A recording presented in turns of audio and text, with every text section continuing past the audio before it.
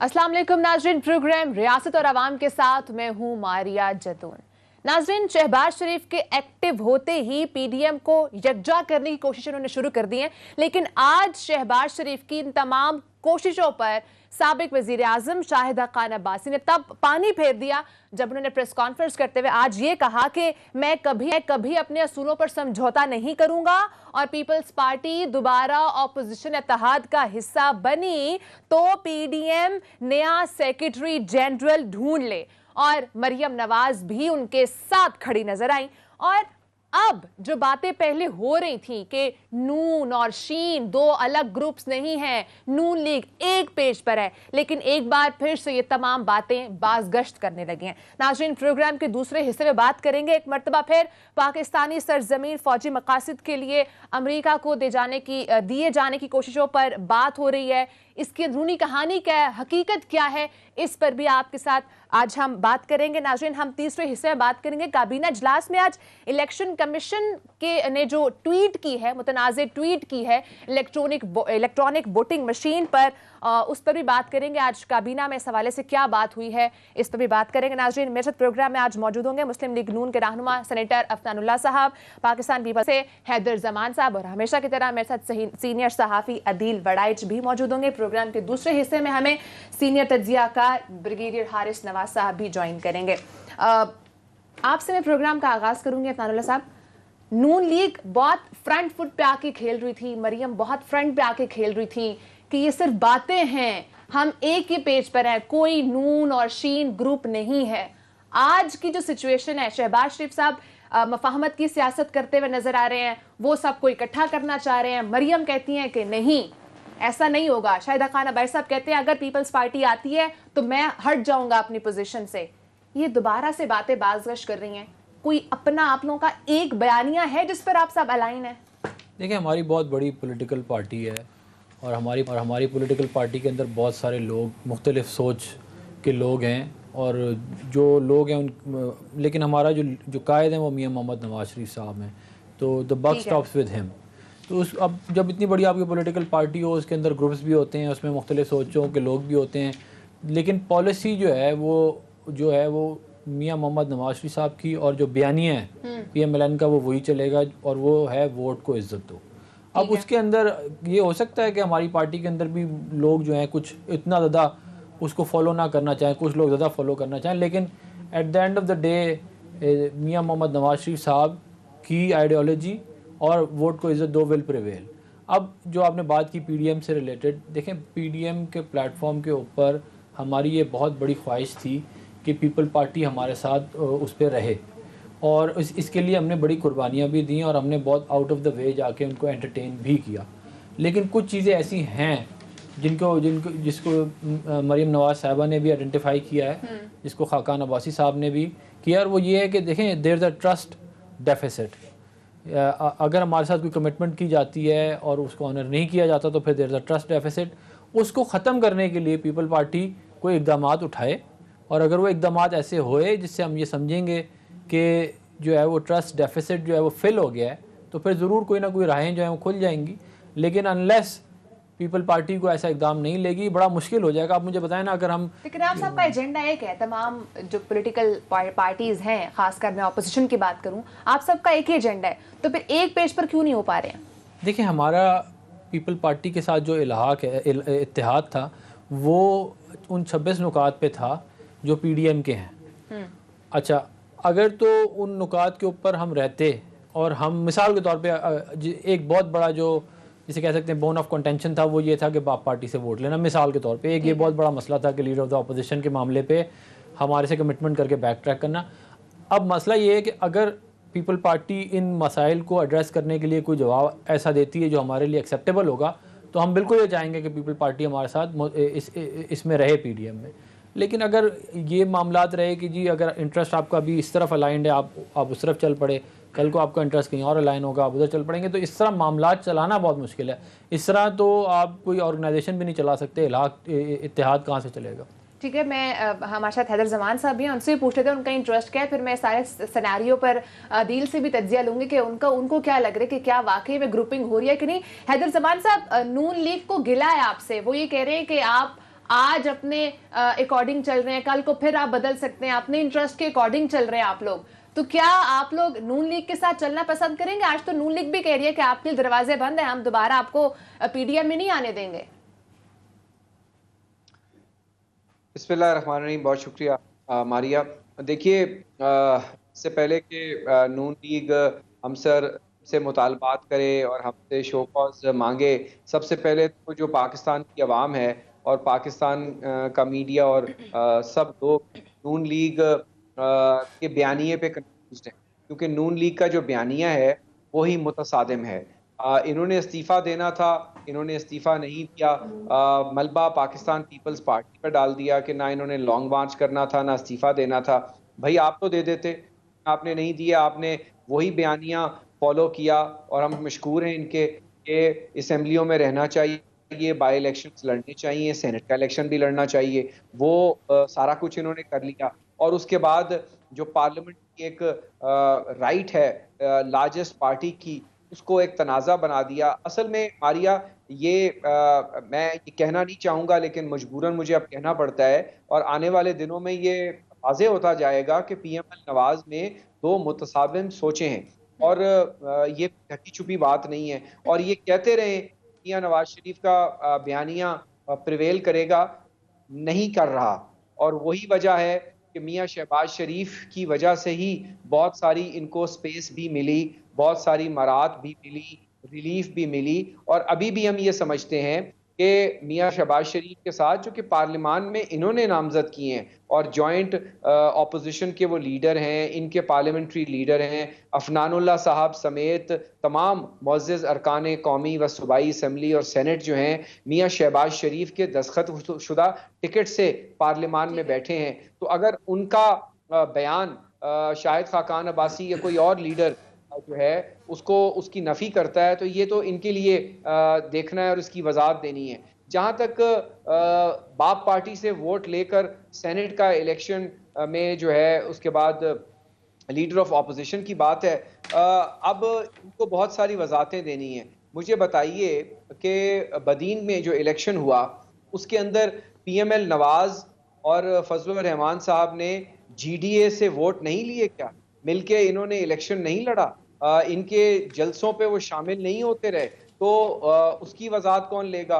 और फिर पीटीआई के साथ मिलकर जो पंजाब से 11 सेनेटर अनअपोज मुंतखब करवाए, वहां भी ये हैंड एंड ग्लव थे।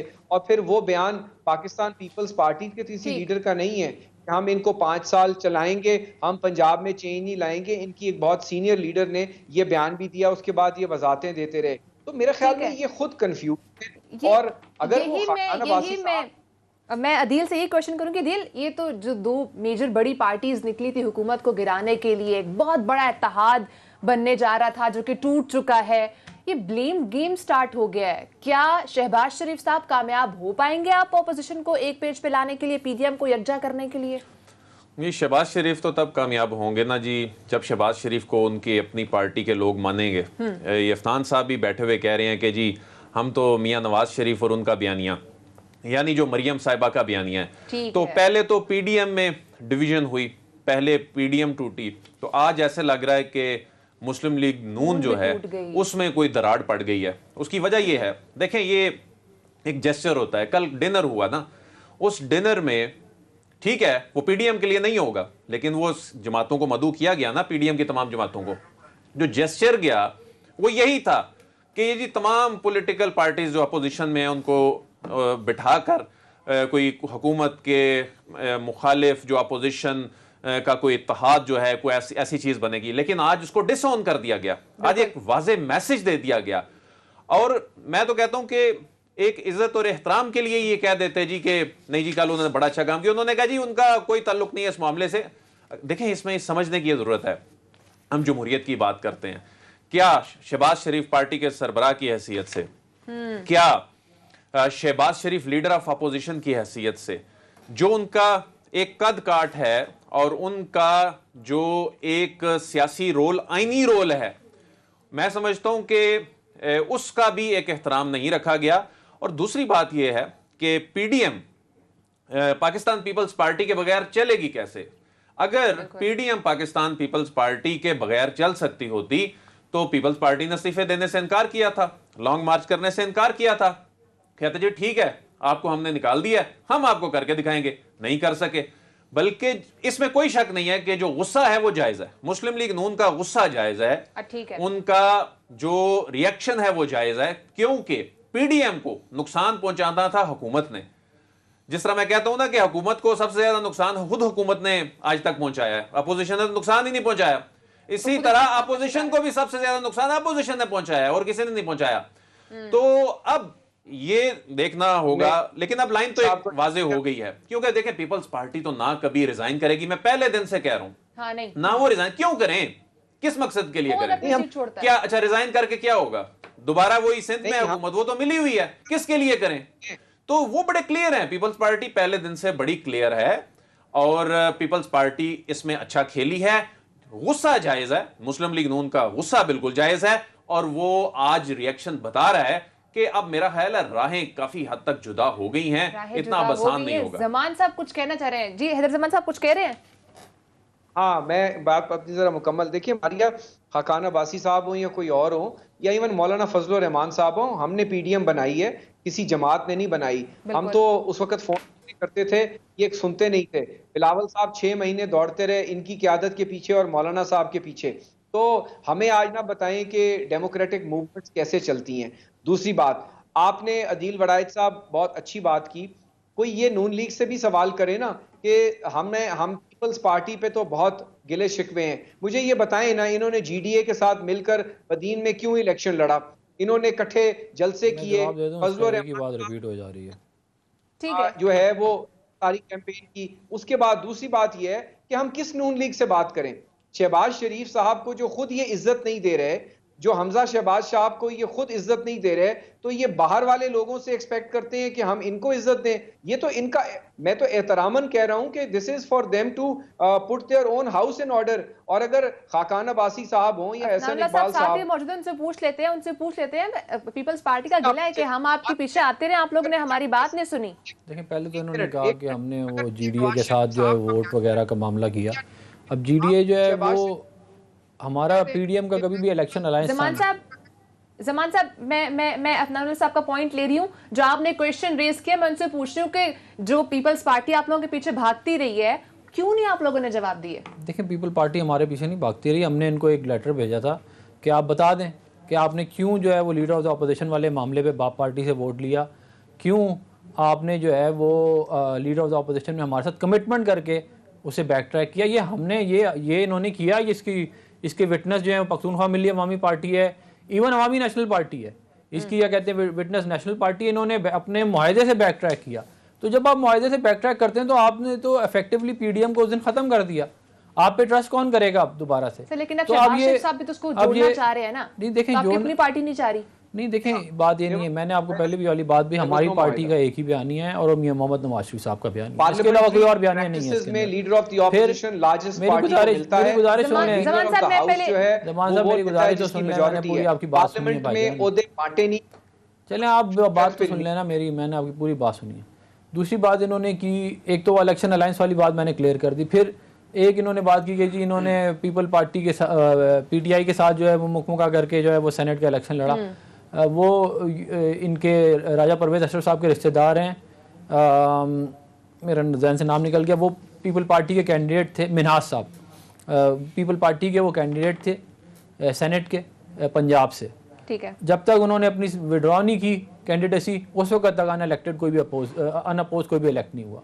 तो अगर हम उस सेटिंग का हिस्सा थे तो आप भी थे।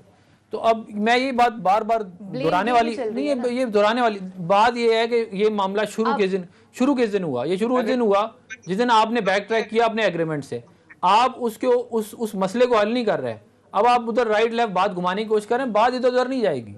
आपने बाप पार्टी से वोट ले लिया है, जब आपको शूट करा आप गवर्नमेंट के साथ चले गए, जब आपको शूट करेगा अपोजिशन के बाद नहीं, तो ये कल तो फिर ये करेंगे।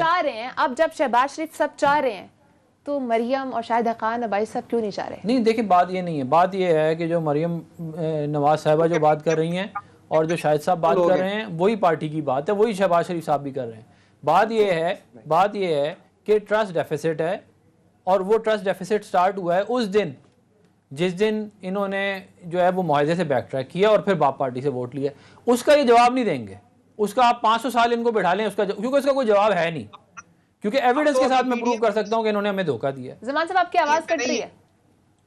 मैं कह रहा हूं कि हम अभी चलें समझ लें हम पीडीएम में नहीं है। एक मिनट के लिए अदील साहब भी मेरी बात को शायद समझें क्रेडिबल। एक लम्हे के लिए हम शायद पीडीएम में नहीं है, अभी तो नहीं है ना। जब से हम नहीं है, आपने कौन सा तीर मार लिया है, आपने कौन सा इस्तीफा दे लिया है, आपने कौन सा लॉन्ग मार्च कर लिया है, आपने कौन सा धरना दे लिया है। आप और फजलुर रहमान साहब और जो बाकी पीडीएम की बड़ी जमातें, हम तो चले छोटी जमात थे, हमसे तो आप वजातें ले रहे हैं। और ये सिवाय प्रेस कॉन्फ्रेंसेस के आपने कौन से मार्के मार लिए। आप तो पार्लियामान में एक एक सीट के लिए लड़ रहे हैं, और जहां फजलुर रहमान और आपका क्लैश आया, आप शायद वहां पे भी लड़ेंगे। आप तो इमरान को एनआरओ देने हैं। आपने इस वक्त इमरान खान को सपोर्ट दी हुई है। बुज़दार हुकूमत गिर सकती है, जहांगीर तरीन का ग्रुप बन गया है। आप लोग जो है कोशिश ही नहीं कर रहे। हम आपको कह रहे हैं आप बेनिफिशियरी होंगे। बैक स्टेप पे तो पीपल्स पार्टी भी हुई है। मैं अदील से पूछती हूँ, अदील क्या कोई फ्यूचर नजर आ रहा है आपको? देखिए, पीडीएम का तो मुझे कोई फ्यूचर नजर नहीं आता, क्योंकि एक बड़ी जमात, देखिए पीडीएम में 2 जमातें थी ना, पहले 11 फिर 10 फिर 9, तो यानी इनमें मेन तो 2 जमातें थी ना, जिसका पार्लिमानी कोई रोल था, जिसने कोई टेंशन देनी थी। उनमें से एक खुद अलहदा हुई, अब उसको आने भी नहीं दे रहे। दूसरी जो है उसमें तकसीम नजर आ रही है। तो ये 2 जमातें, इनका अहम किरदार, तो जो पार्लिमानी सियासत में इन्होंने एक प्रेशर बनाना था हुकूमत के ऊपर, तो ये आपस की चपकलिश, रंजिशों और इन चीजों में पड़ गए हैं। तो मुझे तो कोई फ्यूचर नजर नहीं आ रहा आपको। तो मेरा आपसे एक मासूमाना सवाल है, इस तर्ज सियासत का जो पीएमएल नवाज कर रही है और मौलाना साहब कर रहे हैं कि पीडीएम में आने नहीं देना, इसका बेनिफिशियरी कौन है? हुकूमत। इसका बेनिफिशियरी तो हुकूमत है। सबसे बड़ा बेनिफिशियरी जो है वो पीपल पार्टी है। उसकी वजह ये है कि पीपल पार्टी पीडीएम में आएगी, पीपल पार्टी पीडीएम में आएगी जब इनको अपना मुफाद कहीं और नजर आएगा, या गवर्नमेंट के साथ जाके डील कर लेंगे। ये इस चक्कर में दोबारा आना चाह रहे हैं। डील की बातें हो रही हैं, आपसे डील की तरफ जा रहे हैं। आप मुझे ये आप सिर्फ ये बता दें कि यार आपसे गलती हुई है। हम ये नहीं कहते कि हम माफ नहीं करेंगे आपको, आप माफी भी मांगने के लिए तैयार नहीं। दिल बड़ा है। हम ये नहीं कहते कि हम आपको वापस नहीं लेंगे, हम लेने के लिए तैयार हैं। आप पहले माफी तो मांगे अपनी गलती के ऊपर, वरना तो आप दोबारा ये वाला काम करेंगे। मसला तो ये कि आप दोबारा ये वाला काम ना करें। हमें आगे की फिक्र है। हम इसलिए आपको नहीं कर रहे कि हमें कोई आप पसंद, हम तो चाहते हैं कि आप हमारे साथ इत्तेहाद में हो, लेकिन कल को फर्ज करें कोई और चीज, लीडर ऑफ द ऑपोजिशन तो बहुत छोटा सा मामला था, फर्ज करें कोई वजारत आला आ जाती है, वजारत उज़्मा आ जाती है, कोई बहुत सारी वजारतें आ जाती हैं, तो आपने इतनी छोटी सी चीज के लिए हमें धोखा दे दिया, उनके लिए तो आप हमें कहीं पे छोड़ेंगे ही नहीं। हमारा मसला ये है, आप उस मसले को एड्रेस करें, हम आपको वापस ले लेंगे, सारा मसला हल हो जाएगा। और मैं जहां तक पीडीएम की बात, हैदर भाई मेरी बात सुन लें, पीडीएम की बात देखें, हमने पीडीएम के अलायंस के ऊपर एक बहुत अच्छा मोमेंटम बिल्ड किया था हुकूमत के खिलाफ, जिसके तहत हमने रज़ा रब्बानी साहब को सेनेटर इलेक्ट करवाया। हमने जो है वो चेयरमैन सेनेट का इलेक्शन हमने तो जीत ही लिया था। उस दिन क्या हुआ वो आपके मेरे सामने ही हुआ, जो कुछ हुआ। हमारे पास ज़्यादा वोट थे, उनके पास कम थे, लेकिन जो भी हुआ उसकी जिम्मेदारी पीपल पार्टी पे ही आती है। मैं ये नहीं कह रहा कि आपने जानबूझ के किया या आपने गलती से किया, जो भी वजह थी जिम्मेदारी आपकी थी। तो अब बात यह है कि पैदर पे मामलात होते गए, हमारे पास अच्छा मोमेंटम था, हम चाहते हम डिसलॉन्च करते गवर्नमेंट को। हम क्यों पंजाब असेंबली की तरफ जाते हैं? आप विफाक में उड़ा दें सारा का सारा, बाकी निज़ाम भी उड़ जाएगा। आप क्यों पंजाब में जाते हैं? देखें, पंजाब में मसला ये है कि हम पंजाब में हुकूमत लेना नहीं चाहते। हम इस सेटअप के अंदर पंजाब में क्यों हुकूमत लें जहाँ पे विफाक में नाअहल लोग बैठे हुए हैं, जिनको मुल्क चलाना आता नहीं है, वो उनके नीचे हम पंजाब में आ जाएं, हुकूमत में हिस्सेदार बन जाएं। कल को ये कहेंगे सारा जो मलबा है आपकी वजह से था, सारा गंद आपकी वजह से था। चले, आपको मैं दावत देता हूं कि आप बुज़दार को गिराएं और उसके बाद असेंबली पंजाब नहीं, मैं आपको दावत देता हूं, मैं आपको दावत देता हूं। देखिए, जिस दिन इमरान खान साहब ने वोट ऑफ कॉन्फिडेंस असेंबली से लेना था, हमने पीपल पार्टी को कांटेक्ट किया और हमने उनसे ये कहा कि आप लोग इनको रोकें, मगर उस दिन तो आपने हमारा साथ नहीं दिया। हैदर साहब का भी कमेंट लूं, वो क्या कहना चाह रहे हैं? आरिया, देखिए, ये हमसाये पे इल्जाम लगा रहे हैं कि हमसाये की वजह से हमारे घर का निजाम खराब हो गया। असल में मामलात घर के अंदर खराब है, उस पर ये मानते नहीं है। ये स्याह सफेद की तरह वाज़ेह है कि पार्टी के अंदर 2 बड़े मुख्तलिफ बयानिए हैं और हर वक्त वो उस बात का प्रचार होता है। आप बुज़दार हुकूमत गिराएं, भले सुबह पंजाब असेंबली तहलील कर दें, मत चलाएं बाकी 2.5 साल, कोई आपको रोक रहा है? आप गिराएं ना। नहीं, एक हम कह रहे हैं विभाग तो कहते हैं विभाग आप हमने इनको ऑफर की है। देखें, जिस दिन वोट ऑफ कॉन्फिडेंस का मामला था इमरान खान साहब का, हमने आपको सुबह कांटेक्ट किया, आप लोगों ने इंटरेस्ट नहीं शो किया, मुझे अभी तक याद है वाली बात। और अब आप कह रहे हैं कि जी आप पंजाब में हुकूमत ले लो, तो हम आपकी बात पे कैसे एतबार करें भाई? आप विफाक में करें ना उनको फारिग। 169 वोट पड़े थे यूसुफ रजा गिलानी साहब को, 3 वोट रिजेक्ट हुए थे। 10 का जीत चुके हैं, 173 हो गए, और पीपल पार्टी जो है वो कराची जीत चुकी है, 174 हो गए। तो आप 174 तो हमारे पास है ना वोट। ठीक है, आप कंक्लूड करते हैं आपका हैदर जमान साहब कंक्लूड करते हैं आगे का प्लान क्या है? अगर ऑपोजिशन या शहबाज शरीफ साहब की तरफ से आपको दावत दी जाती है तो आप पीडीएम का हिस्सा बनेंगे? देखिए सर यस और नो? आप देखिए मेरी बात सुने, शहबाज शरीफ साहब की दावत को मेरा आपको काउंटर सवाल है, क्योंकि ये पहले ये this will be the pre qualifying criteria. क्या शहबाज शरीफ साहब की दावत को कि पीपल्स पार्टी पीडीएम का हिस्सा बने पीएमएल नवाज और फजलुर रहमान साहब ऑन करेंगे? सब तो कह रहे हैं आप गलती तस्लीम करें, हम आपको आज ले लेते हैं। मैं कह रहा हूं अभी ले लेते हैं, अभी कंडीशन है ना। शहबाज शरीफ साहब ने ये कहा है हमें कि मैं आपको कह रहा हूं आप गलती तो आप शोकास का जवाब दें। आपके हमसे गलती हो गई थी, आइंदा नहीं होगी, मामला हल हो जाएगा। शो कॉज की तो आपके पास अथॉरिटी नहीं है। उस सर मैं कह रहा हूं आप हमारे लेटर का जवाब दे दें, पता होना चाहिए, हमारे लेटर का जवाब दे दें। शो कॉज नहीं है, चले आप बात हो जाए, आप जवाब तो दें, मैं चिट्ठी लिखी, आप जवाब दें। बेहतर हल ये होगा कि खाकान अब्बासी साहब घर बैठे और करें, फिर पीडीएम का बहुत मुस्तकबिल है। कि कब है पीडीएम का मुस्तकबिल? खाकान अब्बासी साहब खामोशी से घर बैठ जाएं, उसके बाद पीडीएम का बहुत मुस्तकबिल है।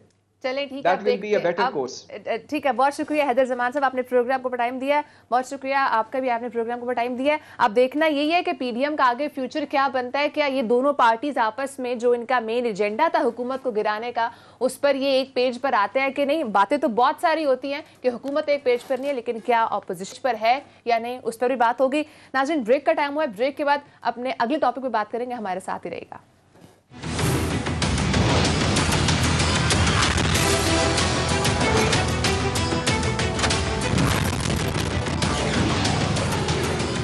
वेलकम बैक नाज़रीन, कुछ खबरें इस तरह के सामने आ रही हैं कि शायद पाकिस्तान की सरजमीन अमेरिका को कुछ फौजी मकासद के लिए दी जा रही है। अदील, कितनी सदाकत है इन बातों में? क्या आया ये दुरुस्त है? देखें, एक तो तर्जुमान दफ्तर खारजा ने गुज़िश्ता रात इस पे वजाहत दे दी थी, और जो प्रेस रिलीज़ जारी की गई थी उसमें यह कहा गया था कि ना तो पाकिस्तान में कोई अमेरिकी मिलिट्री या एयरबेस है, और ना ही कोई ऐसी तजवीज़ जो है वो ज़ेर गौर है, और तमाम क़ियास-राइयों को उन्होंने गैर ज़िम्मेदाराना और इसे बेसलेस करार दिया। हाँ, अलबत्ता जो हम ब्रिगेडियर साहब से पूछेंगे भी कि वो फ्रेम ऑफ कोऑपरेशन है जो एयर लाइंस ऑफ कम्युनिकेशन में और ग्राउंड लाइंस ऑफ कम्युनिकेशन में 2001 से, और इसके बाद कोई नया मुआहिदा नहीं हुआ था। इसका क्या मतलब है? लेकिन देखें, ये बात समझने की ज़रूरत है कि इसको अगर पॉलिटिकल एंगल से भी देखें तो इमरान खान का हुकूमत में आने से पहले जो 2 ही बयानिए थे उनके, एक उनका करप्शन वाला बयानिया था जो अभी तक चल रहा है, और उस वक्त बहुत ज्यादा जिसमें शिद्दत नजर आई थी वो ड्रोन अटैक्स वाला मामला था, अमरीकी बेसिस वाला मामला था। उन्होंने बड़े एहतजाज किए, उन्होंने पूरी दुनिया तक जो है आवाज़ बुलंद की। तो वो कैसे उस इतने बड़े बयानिए पर कोई ऐसा फैसला कर सकते हैं? बहरहाल रियासती इदारे ने, दफ्तर खारजा ने इस पर वाज़े मौक़िफ़ दे दिया है। लेकिन ब्रिगेडियर साहब से ये ज़रूर पूछना चाहूँगा कि ये जो 2001 का जो फ्रेमवर्क ऑफ कोऑपरेशन है, इसका मतलब क्या है? क्योंकि बहुत से लोग अभी भी ये कह रहे हैं इसका मतलब है कोई ना कोई चीज़ है, इसको बुनियाद बनाकर शायद कोई कुछ हो रहा हो। तो सर, इस पर क्या आप कहेंगे? सर, कंसेप्शन है। बेसिक बात ये है कि पाकिस्तान का 2001 से लेके जब से ऑपरेशन स्टार्ट हुआ था, पाकिस्तान ने उनको अपनी ग्राउंड दी हुई थी लॉजिस्टिक सपोर्ट के लिए। जो उनका वेपन एमुनिशन यहाँ पर आता था, जहाज़ों पे आता था, वहाँ से उनका APC, उनके उसके बाद व्हीकल्स, गन्स, ये यहाँ से ट्रांसपोर्ट होकर अफगानिस्तान में जाता था थ्रू बलूचिस्तान और KPK, ज़्यादा बल्कि बलूचिस्तान से जाता, तो वो ट्रांसपोर्टेशन जाता था। एक तो ये था। इसी तरह जो उनके ट्रांसपोर्ट एयरक्राफ्ट हैं जिनमें उनका सारा सामान होता है, उनका लॉजिस्टिक्स होता है, खाने पीने का सामान होता है, वो चीज़ें वहाँ जाती थी। उस वक्त शुरू में पाकिस्तान ज़ाहिर शमसी एक बेस भी दिया हुआ था, हम सबको मालूम है, लेकिन बाद में उसको डिसकंटिन्यू कर दिया गया।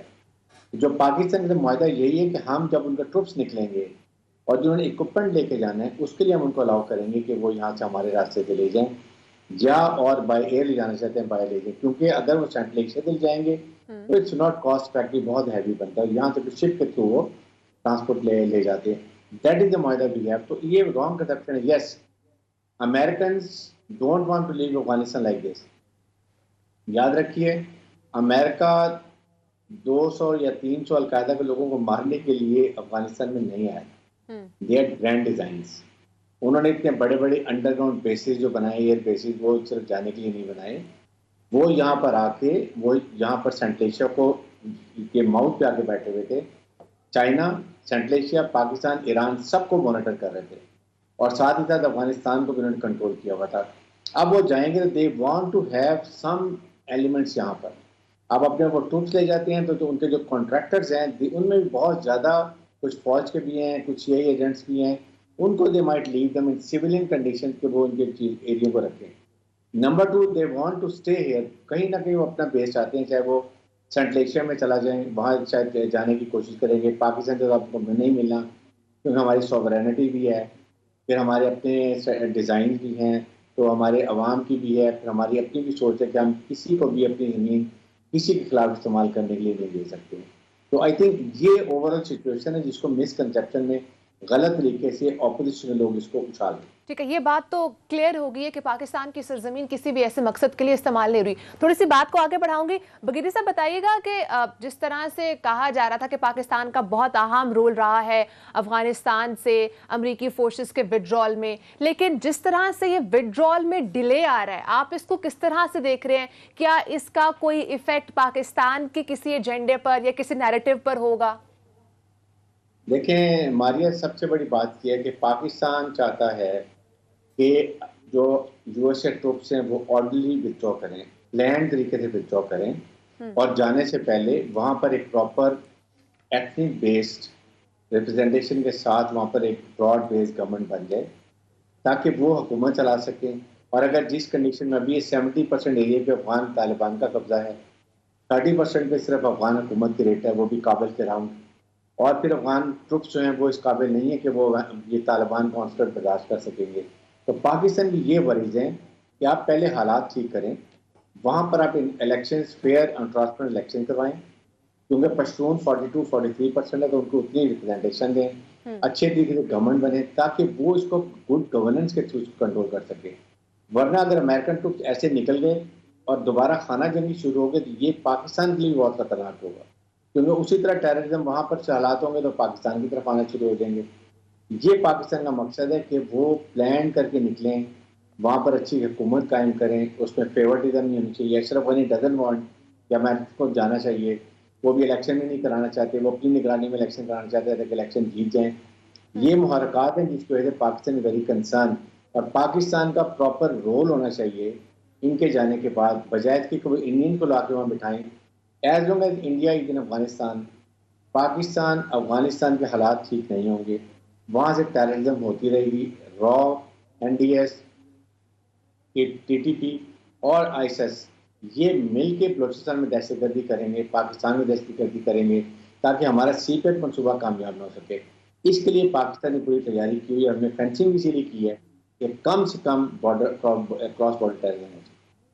ठीक है, अच्छा, तो अगर तो विड्रॉल हो जाती हैं फोर्सेस, तो उसके बाद क्या अफगानिस्तान को अपनी खुद की स्ट्रैटेजी बनाना कितना इंपॉर्टेंट आपको लग रहा है कि इस विड्रॉल के बाद भी पाकिस्तान का, क्योंकि हम नेबरिंग कंट्री हैं, तो फिर उसके बाद अफगानिस्तान के लिए कितना इंपॉर्टेंट है कि वो अपनी खुद की स्ट्रैटेजी बनाए?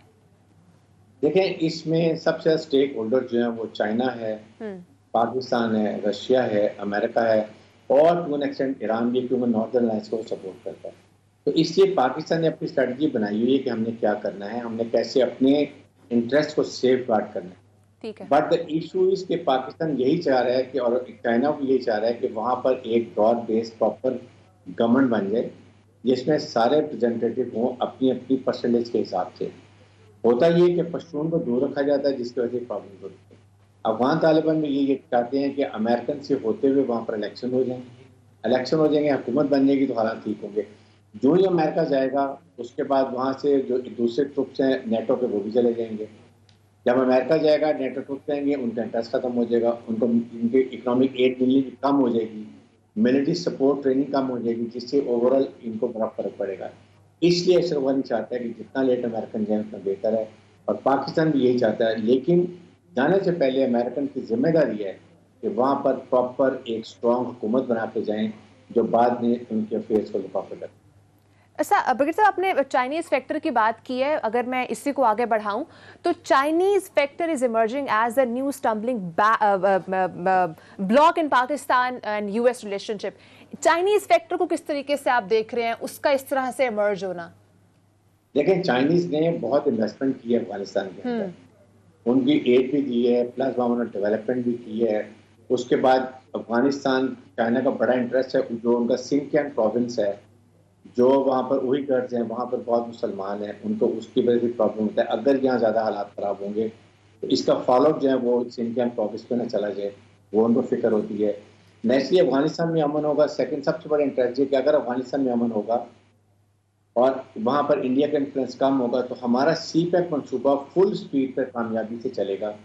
इसमें कोई ना कोई रुकने नहीं डाले जाएंगे। जो इंडिया चाहता है, अमेरिका भी चाहता है कि कम ना हो। पाकिस्तान के लिए भी ये नहायत ही अहम मंसूबा है।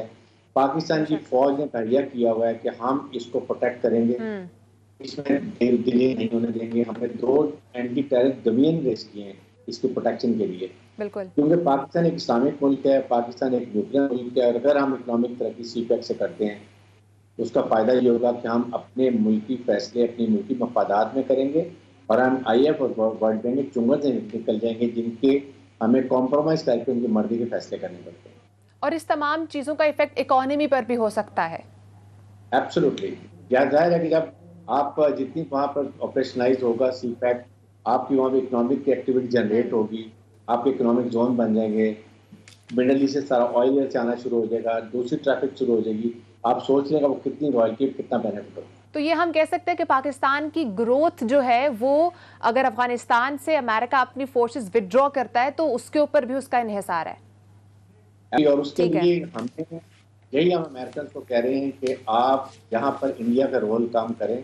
हालांकि आहिस्ता से उन्होंने इंडिया का रोल काम भी कर दिया है। इंडिया का कोई दुख नहीं है कि कहाँ बैठा हुआ दूर, उसको अफगानिस्तान से क्या ताल्लुक है। सिर्फ ताल्लुक ये है कि वहाँ बैठ के वो अफगान के साथ, अफगान इंटेलिजेंस के साथ बैठ के पाकिस्तान में डिस्टेबलाइजेशन करे, जो पाकिस्तान को मंजूर नहीं है। इसलिए हम उनको कहते हैं हम इसके रोल चलें। ठीक है, बहुत शुक्रिया ब्रिगेडियर साहब, इनको अपना टाइम दिया। नाज़रीन, ब्रेक का टाइम हुआ है। ब्रेक के बाद हम अदील से आज के काबीना की अंदरूनी कहानी पूछेंगे कि इलेक्ट्रॉनिक वोटिंग मशीन के ऊपर आज काबीना के अंदर क्या बहस हुई और किसने क्या कहा। ब्रेक के बाद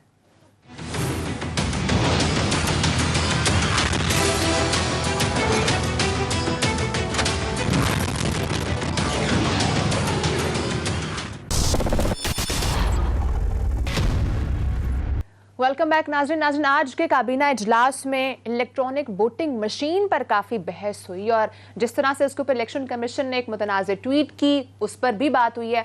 अदील के पास अंदरूनी कहानी। अदील, क्या स्टोरी है? देखें, फवाद चौधरी साहब भी है इस पर बात कर चुके हैं, लेकिन जो काबीना इजलास में बड़ा आज रिएक्शन आया, बाकायदा रद्द-ए-अमल आया। इलेक्शन कमीशन ऑफ पाकिस्तान ने जो मुतनाज़ा ट्वीट की थी, वो एक वीलॉगर की, और उस ट्वीट में उसमें खुद जो अपने ट्वीट में कमेंट्स लिख दिए थे कि धांधली का एक महंगा तरीका, ये इंतहाई नामुनासिब था। इलेक्शन कमीशन को उस दिन रियलाइज हो गया था। लेकिन इसमें हुआ ये है कि इलेक्शन कमीशन ऑफ पाकिस्तान और हुकूमत इस मामले पे आमने सामने है। हुकूमत डट गई है कि इलेक्शन कमीशन इस मामले में ताउन करे या ना करे, अपोजिशन इस मामले में ताउन करे या ना करे, इलेक्ट्रॉनिक वोटिंग मशीन लेकर आनी है, क्योंकि इसके लिए सादा अक्सरियत चाहिए, इसके लिए कोई 2/3 अक्सरियत नहीं चाहिए। इलेक्शन कमीशन हुकाम जो हैं वो बेचैन भी हैं। उसकी रीजन ये है कि इससे पहले, आज से 3 साल पहले इलेक्ट्रॉनिक वोटिंग मशीनें जब तैयार हुई थी,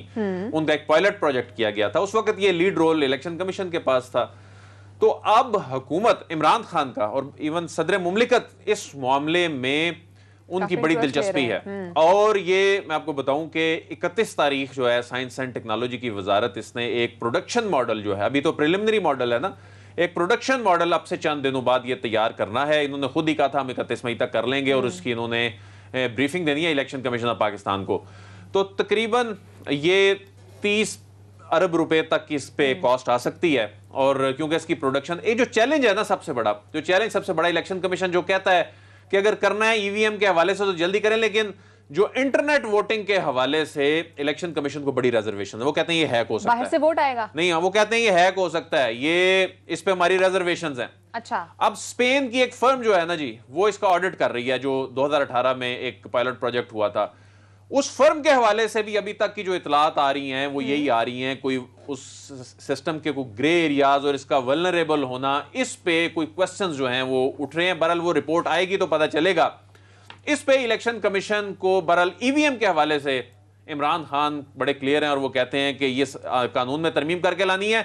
और इसमें बुराई क्या है? इसमें एग्जैक्टली मेरा ये क्वेश्चन था आदिल, लास्ट वैसे भी 1 मिनट है, मैं चाहूंगी कि इसमें इलेक्शन कमीशन को प्रॉब्लम क्या है? मतलब इतना बड़ा जो रोला बनता है हमेशा इलेक्शंस में, हमारी उससे जान छूट रही है, उनको खुद वोट काउंट करने से जान छूट रही है, तो इसमें प्रॉब्लम क्या है?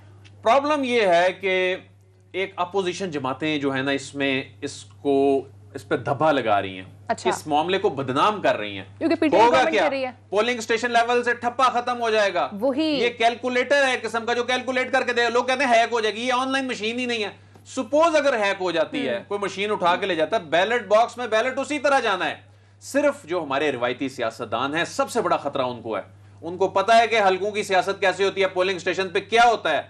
ये ठप्पे खत्म हो जाएंगे, इसीलिए वो रिएक्ट करें। लेकिन इमरान खान इस पे आज कैबिनेट में भी इस पे बड़ा रिजेंटमेंट आई, रिएक्शन है जो इलेक्शन कमीशन की ट्वीट की जो थी उसकी सूरत में, तो उस पर ये मुतालबा करेगी हुकूमत आने वाले दिनों में भी। आज उन्होंने एक हिंट दिया है कि जिन्होंने ट्वीट की है उनके खिलाफ कार्रवाई की जाए, क्योंकि इस मामले पे मैं समझता हूं कि आगे जाकर लड़ाई जो है बढ़ती दिखाई दे रही है। दुनिया पूरी टेक्नोलॉजी की तरफ जा रही है, अगर हम अपने पूरे वोटिंग सिस्टम को यहाँ पर कन्वर्ट कर रहे हैं तो इसमें रिस्क भी कम है। और जो ऑपोजिशन को हमेशा गिला रहता है कि बीच में वोट काउंटिंग क्यों रुक गई, कहाँ चला गया अमला, तो उससे भी जान छूट सकती है। नाज़रीन, टाइम खत्म हो चुका है, इंशाल्लाह इस पर हम डिटेल डिस्कशन दिल से भी इस पर बात करेंगे। इंशाल्लाह आपसे कल मुलाकात होगी, अपना ख्याल रखिएगा, अल्लाह हाफिज़।